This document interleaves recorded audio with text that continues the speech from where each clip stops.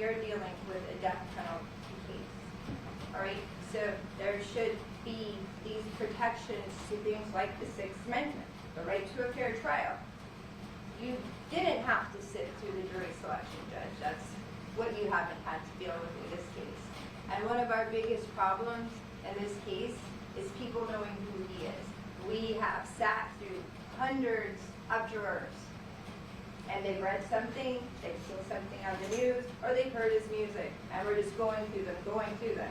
So to be sitting here on a retrial, faced with the fact that there was so much media attention to the first trial, but now I have a civil attorney taking further steps just to publish evidence and argue with people about it. A fair trial is what I'm asking for my client, and that's what I'm asking for in this courtroom, because you do have jurisdiction over the state attorney. That right there, that's for a motion of more discovery for key points of this trial. But, man, you could just see the soul leave in Melly. Let me just give y'all the whole entire thing, because this right here, some tell me y'all gonna feel bad for him. 119, looking at chapter 119, on his face, they should have never been given anything outside of the pleadings, which they could have got from the court. But the evidence, there's no justification for it, Judge, and there's no justification for John Phillips then taking that evidence and publishing it on his Twitter account.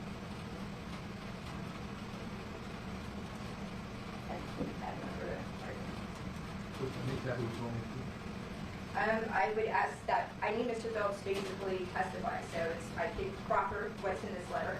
I think we need Mr. Phillips here to tell us who exactly in the state attorney's office did he make this agreement with, because that's unclear. And I think we need to clearly know what steps the state attorney took in making sure that the evidence was not released, and what steps the state attorney took in deciding what was going to be provided to them, specifically under Chapter 119, because I believe we have a violation here. So, listen, I'm going to hear what Mr. Klinger has to say, but say I agree. Why should this be in front of Judge Davis? Is it the order in this case that you're looking at volatile of the rule? Because it's this case that the state attorney is part of. It's this case that we have the Sixth Amendment interest. How do I get to Mr. Phillips? He's not part of it. You're talking to me about he violated an order in CAC 20-17725. I'm not saying whether he did or whether he didn't. But let's say he did. That's in the purview of Judge Davis, right?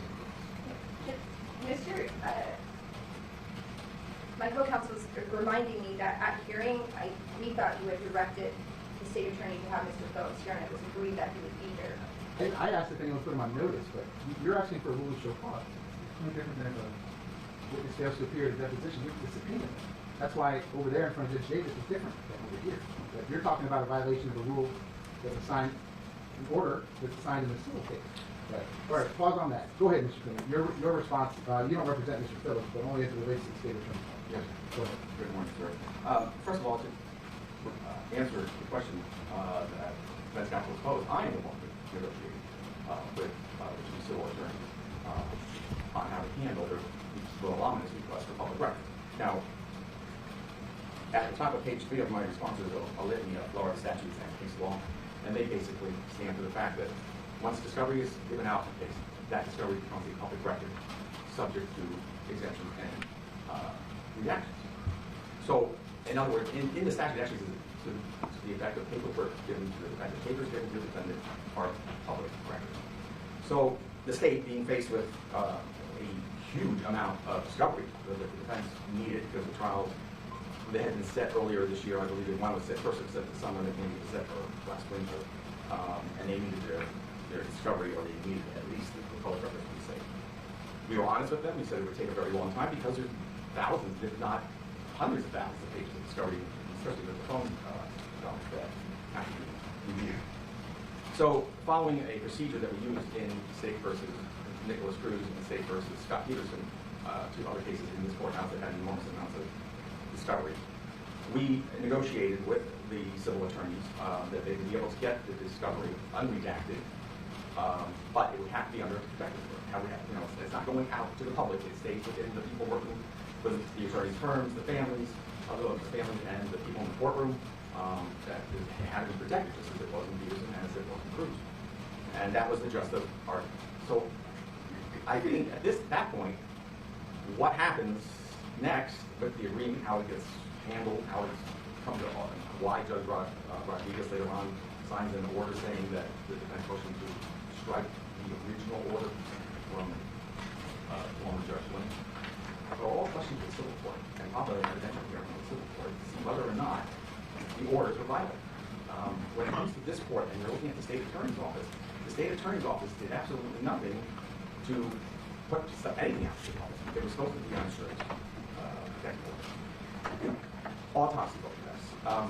Autopsy photographs are special, and so when you look at the entire package that comes from the AG's office, that never went out. It didn't go out. It did go out in discovery to the defense, but it did not go out to the public record, and it did not go out underneath that protective order. Although I can't say with 100% certainty, again, something maybe the civil court will have to. There is a investigative report inside the discovery of this case that was done by at the Act Court, lead detective Y, wherein they put together a recreation of crimes and how the bullets were shot, who had to beware in order for the bullets to go in the direction, or if they hit from the direction. And it appears that some of those autopsy reports, autopsy pictures also, made it into that particular document. And that was under the protective order. So, again, I think that is why this is better off being heard in the civil court and flushed out as to why that what was presented the online is why it was online. I don't see how the state should be held, Mr. Breyer or the office or myself should be held accountable for something that we did everything we could to prevent from happening. So what I was looking for under Chapter 119, and thanks Mr. Klinger for letting me know, I'm going to call Mr. Klinger at the next hearing when Mr. Phillips is here. If they authored this agreement, and his argument is that we had to turn this over pursuant to 119. So again, going to 119, it's under here, I believe it's subsection 5D, goes on to talk about what active is. So you go to the subsection 2, criminal investigation information shall be considered active as long as it's related to an ongoing investigation, which is continuing with a reasonable good faith anticipation of securing an arrest or prosecution in the foreseeable future. In addition, criminal intelligence and criminal investigative information shall be considered active while such information is directly related to pending prosecution or appeals. That's it. That's the entire file that the state attorney has that wasn't published, it was protected, it was exempt. But under here, they prepare an order saying Chapter 119, this is what we're going by, but then they violate what Chapter 119 says is exempt. And why it's here? Because it is the state attorney's office. Why it's here? Because we are dealing with a death penalty case. All right, so there should be these protections to things like the Sixth Amendment, the right to a fair trial. You didn't have to sit through the jury selection, Judge. That's what you haven't had to deal with in this case. And one of our biggest problems in this case is people knowing who he is.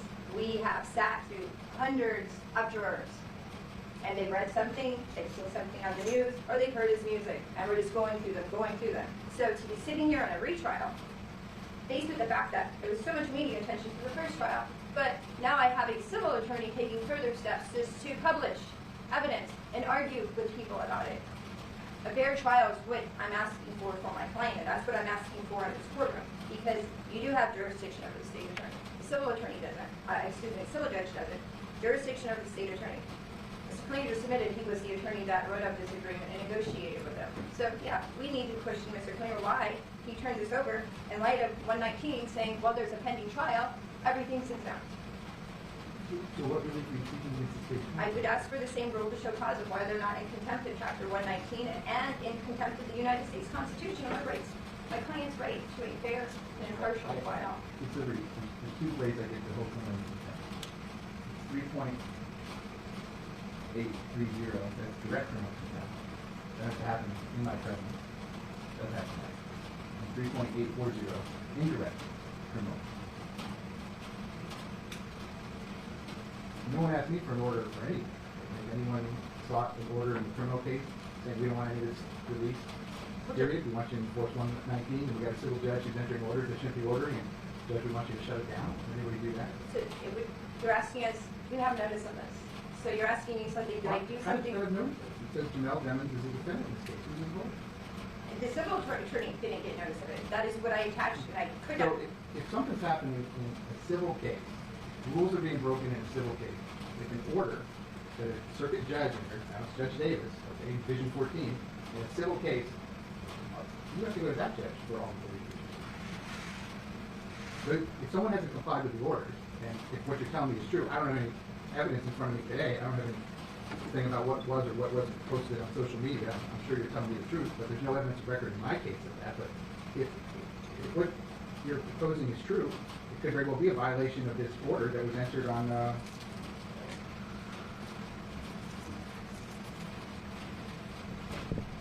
Because I'm not saying they violated that order. well, the order says that this is all confidential except for the 9 parties listed in the order, and social media is not one of the 9 parties, so, for me, like, it is, but you gotta go see Judge Davis about that. I didn't order anybody to do anything. So if I may, I believe my motion is in order for a rule of show cause against the state attorney and John Phillips. But I was asking for under that rule initially under indirect because I have to ask the court for it, which would then, I would then get the order under that rule, laying out the different things, and then I would have to serve it on both Mr. Phillips and You're telling me what you're alleging they violated is the Constitution and the bar rule. two our rules, Judge, in the publication, but that's with Mr. Phillips, all right? That's What are what you saying to the state attorney? the state attorney, the simple agreeing. You serve a witness for a death vote. They don't come to death vote. You come and say, Judge, I want an order to show cause. Tell the person, come to the court and tell me, why didn't you answer the subpoena? Why didn't you come to court? So what is it that you want the order to show cause? I want to an say order to the state? to show cause against the state of why they negotiated an agreement in violation of Chapter 119, turning over confidential information in this file while a death penalty trial was pending. That's what Judge Davis. But then he's going to say he doesn't have jurisdiction over the state attorney. Listen, I'm not going to speak for another circuit judge. You're asking me to conduct a contempt hearing based on a violation of an order that another circuit judge entered. So you got to go talk to that circuit judge. As far as a violation of the bar rules, that's not incumbent on me to investigate or anyone else. Anybody can file a bar complaint.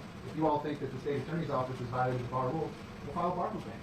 We can do that today. We can take a 5-minute recess. Sure.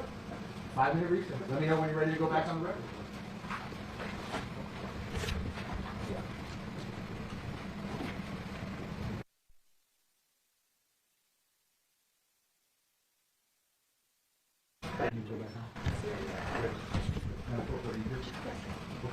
Yes, ma'am. So, in light of what Mr. Klinger just proffered outside, Wait. oh, sorry.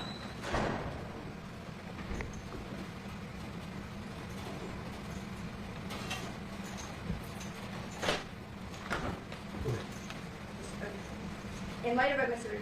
Klinger proffered outside, I would withdraw, I guess, a contempt against the state. On my rule of show cause against the state, I would move to continue this hearing so that we could do 2 things, depose Mr. Phillips and subpoena him for the hearing.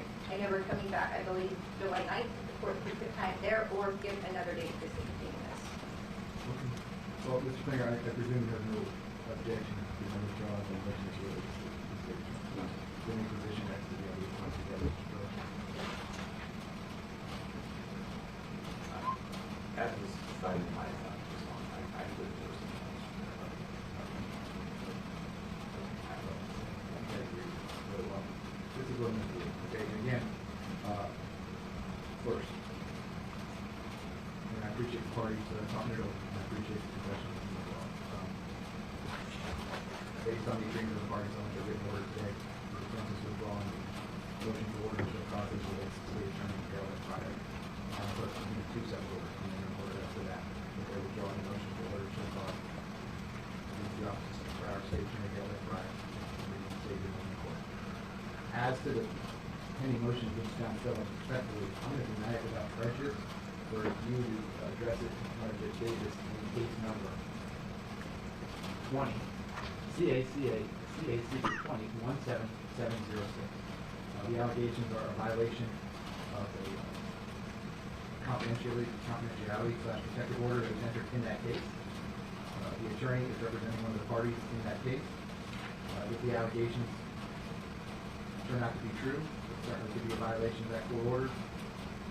Whether or not that rises to the level of contempt, whether or not that rises to the level of violation of the rules regulating the court of law, that's going to be Judge Davis' decision. If someone wants to enter some type of protective order with regards to the criminal case, they would only file a written motion requesting whatever it is they want to request. I can hear that next time we're all together, which is July 9th, 3 o'clock. Seems like I have you here. I don't have everybody here, but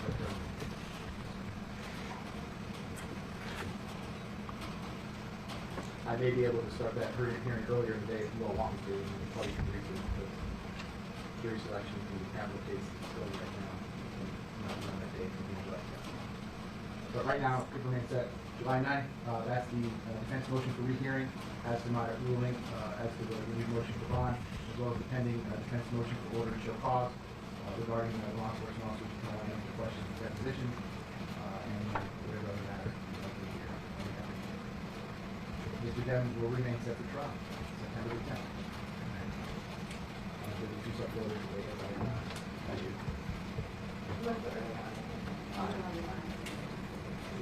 So that's the defense pretty regular earlier on the night.